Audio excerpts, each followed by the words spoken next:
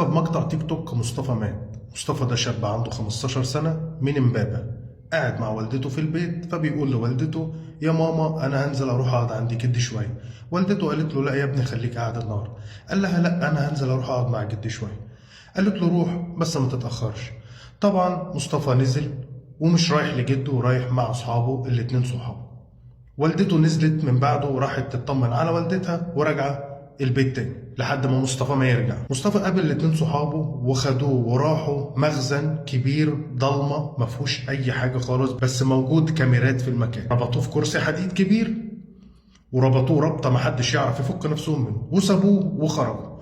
وشويه ويخشوا له يقولوا له لو انت راجل فك نفسك، ويمشوا ويرجعوا له يقولوا له ولو انت راجل فك نفسك. هزار عيال صغيرة عندها 15 16 سنة وبيهزروا، فجاش في دماغهم اللي ممكن يحصل. راحوا ما اهتموش بمصطفى وسابوه ومشوا وسابوه 3 ساعات. مصطفى قاعد طبعا مش عارف يعمل ايه، بيحاول ان هو يفك نفسه مش عارف. راحت والدته بتتصل بيه ما بيردش عليه، عايز يفك نفسه وهو بيحاول ان هو يفك نفسه. راح الكرسي مقلوب، راح النخاع الشوكي مكسور، مات. صحابه دخلوا عليه تاني عشان يشوفوه ويقولوا له لو انت راجل فك نفسك، بل بالعكس لقوه مقلوب بالكرسي وميت.